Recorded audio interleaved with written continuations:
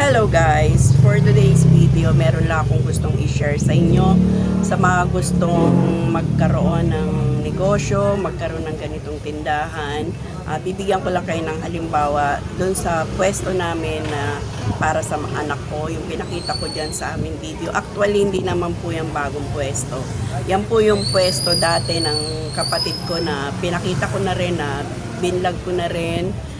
Malapit lang din yan dito sa amin, pero malayo-layo rin naman.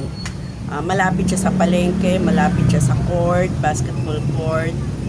Kung mapapanood nyo yung mga past video ko doon sa nakalagay bagong pwesto, sa kapatid ko yun, siya yung nagmamanage nun. Pero ginaid ko rin siya, ako yung naging mentor niya kung paano mag-umpisa sa pag-negosyo.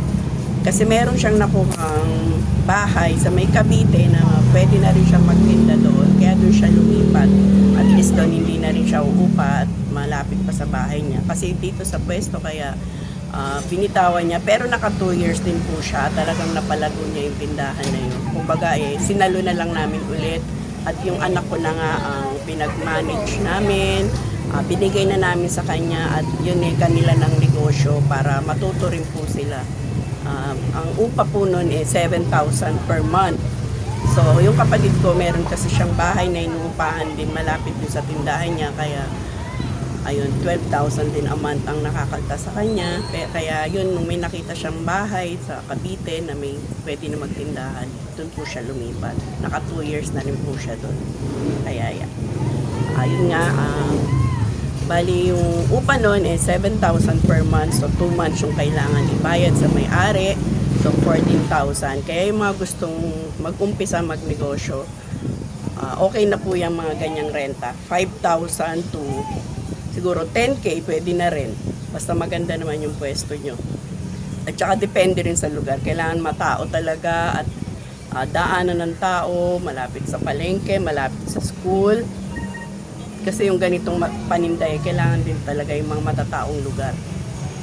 Unlike kapag mga sari-sari store, mga grocery, kahit saan mo naman yan pwedeng ilagay. So ayun na nga. So yung puhunan na nilagay namin doon, umpisa pa lang na sinama ko mamili yung aking manugang sa Divisoria. Noong una kala ko mga 30K lang, pero napasubo po tayo. Naging 50K po yung nailabas kong pera pampuhunan nila sa tindahan na yun.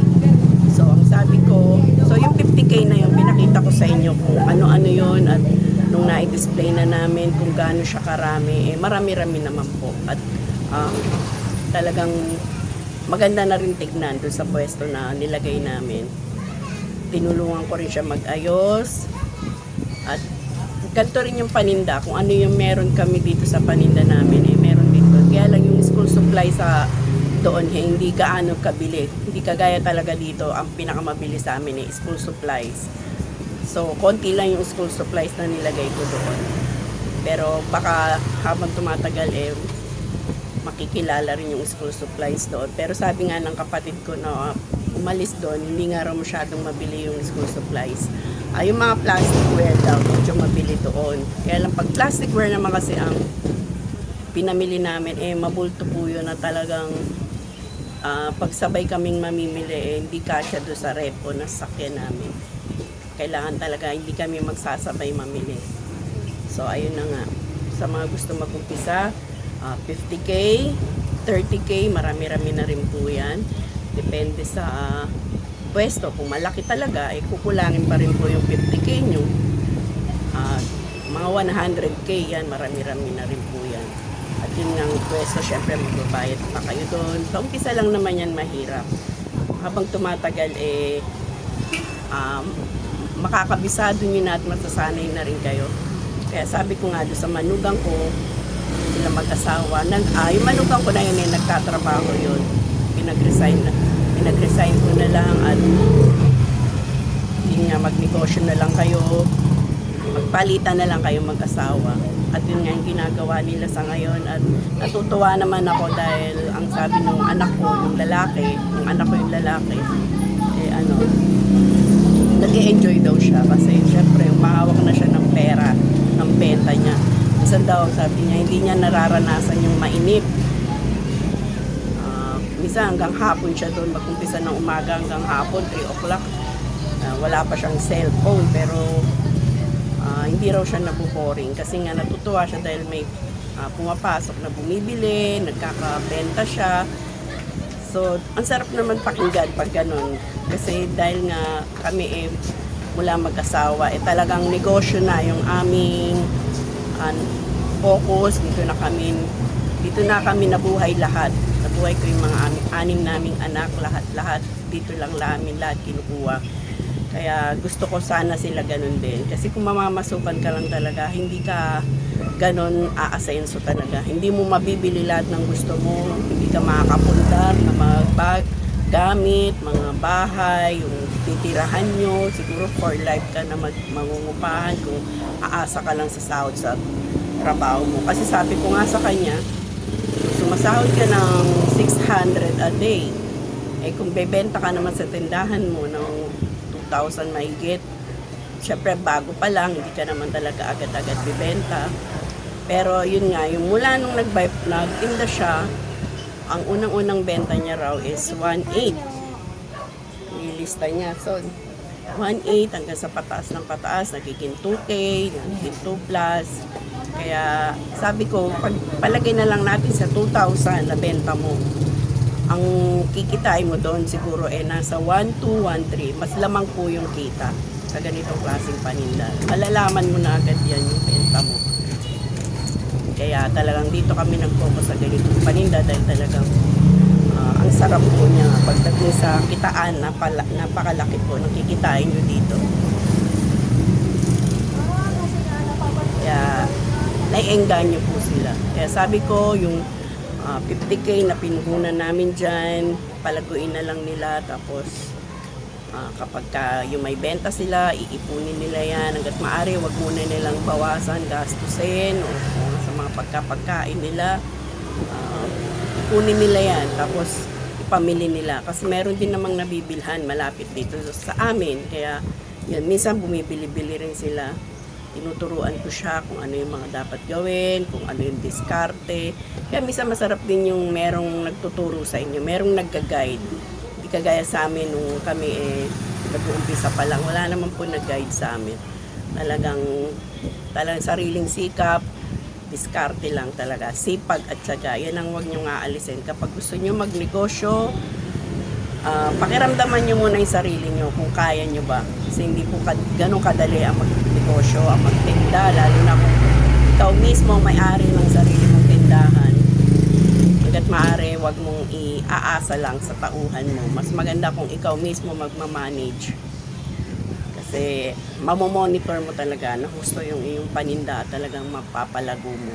Kasi nasubukan na rin namin dati na minsan iniiwan lang namin sa tauhan namin, uuwi kami, magpapahinga kami ng ilang oras, sila lang naiiwan. So, marami na rin po kami na experience sa pagtitinda, sa pagmamanage ng negosyo.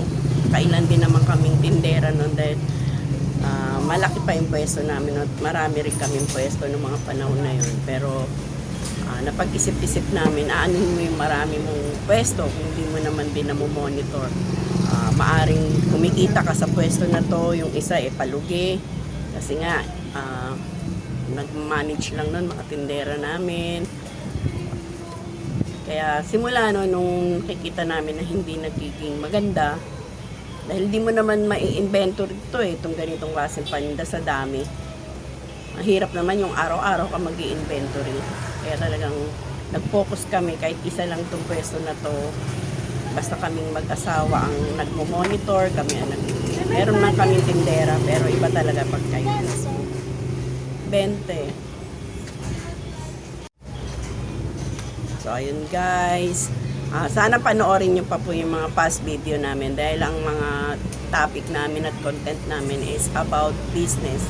Paano kayo matuto, paano kami nag-umpisa, at paano kami lumago, paano kami nakapundar, paano mas marami na rin po yung nagsasabi na nagpapasalamat dahil simula nung parati na silang nanonood sa aming YouTube, sa aming vlog, sinisimulan na rin nila magtindahan kahit maliit lang hanggang sa ayan, paparami na yung bili nila dahil kakanood ng mga kung saan ako namimili, kung saan yung mga binibilang ko na mga mura, sinusundan nila, pinupuntahan nila. Kaya yan lang guys, mag-iwan lang kayo ng comments dyan kung ano mga gusto nyo itanong, mga topic. Yung iba, pasensya na po kayo kung hindi ko nasasabi yung exact location. Kasi sa totoo lang, ang hirap po, habang namimili, sinasabay ko lang po yung pagbablog natin dun sa mga binibilhan ko.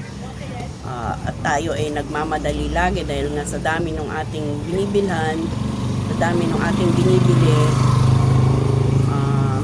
kulang po yung oras natin. Siyempre, nagmamadali rin po kami para makabalik agad, makauwi dahil i-display pa namin yan at mahirap din mag-display habang nagbablog. Kaya ayan lang. Kumbaga ito extra income lang naman natin tong pagbablog natin. Dahil dito pa rin naman po tayo nagpo-focus sa aming tindahan. Dahil ito po ang bumubuhay sa amin. Kaya talagang ito ay aming pinagsisikapan at nagtsatsaga talaga kami dito dahil dito kami lahat nabubuhay. Ito yung source of income namin at dagdag na lang po itong ating YouTube channel at yung ating Facebook. I-follow na rin po yung aming Facebook account, Alex Joanne Vlog din po yan. Bye-bye!